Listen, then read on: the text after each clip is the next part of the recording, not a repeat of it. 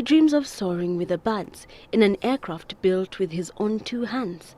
12 other aircrafts he has built before have all failed to take off. He hopes things will be different this time, the 13th time.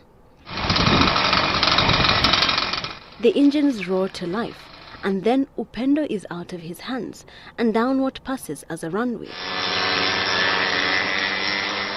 For a few glorious seconds, Upendo is airborne, and then it crashes to the ground. Another dream dashed. 13 is not a lucky number after all.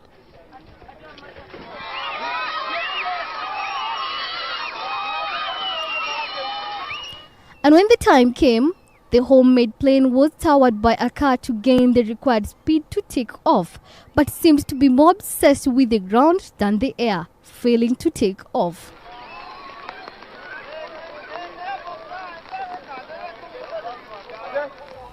We had our first test flight on 26th of November.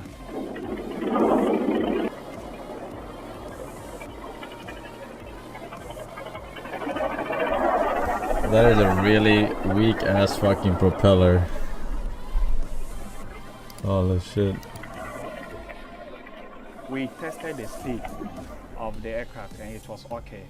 But we had some little hitches with the engine. So we are seeking for funds, sponsorships from the corporate bodies, government and other institutions who are willing to help to come on board so that they help us develop this aircraft. I've been having dreams of flying ever since I was young, but I have not had the support to fly. The 45-year-old used to watch President Hastings band his chopper as a child, sparking a lifelong passion for helicopters. After years of planning and watching war movies, he decided to build one of his own. My intention is to show to Malawi that Malawians too can do what the whites do. We had some challenges with the wiring system resulting in short circuits, but slowly everything has been sorted out.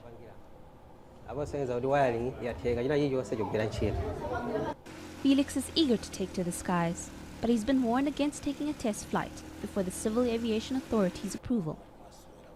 If his first flight is successful, Felix will be flying into the history books with his homemade helicopter and his sky-high ambitions.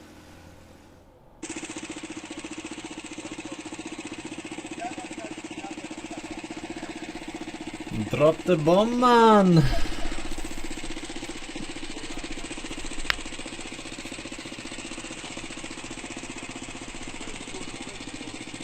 Oh shit, 2 passengers.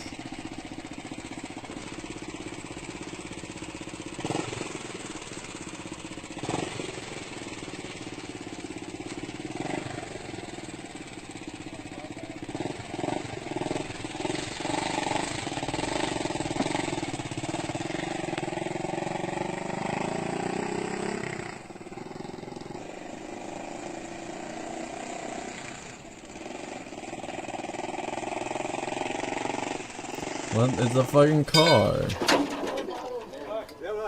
Thursday last week, Gabriel Ndarito was confident his twin-seater aircraft was ready for trials, a step that would either elevate him to a pioneer in aircraft manufacturing in Kenya or leave him trying. But he encountered the first challenge at his backyard. The plane would not fit into the truck he had hired to transport it to Kangundo for the trials. But Gabriel and his team did not anticipate the mishap that followed. The plane collapsed. But that did not mean the end of the road. The mechanics did their part to restore it. And the IT specialist turned pilot, who admits has never seen the inside of a cockpit, did his.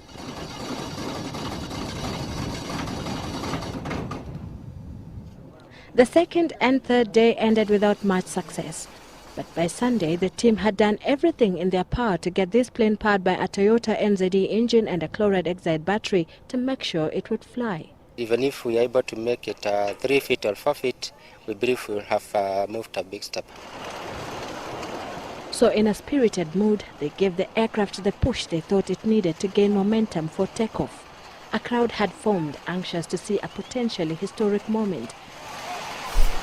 Crowd. But just when it seemed ready to take the leap, it diverted from the runway and collapsed once again. Gabriel was heartbroken, but surprisingly, his spirit was unbroken. I'll go back to the drawing board and design the landing gear better, and also study a little bit more about the landing gear. According to his judgment, the problem lies in the rear wheels. He says it is clear they can't support the weight of the 800 kg plane.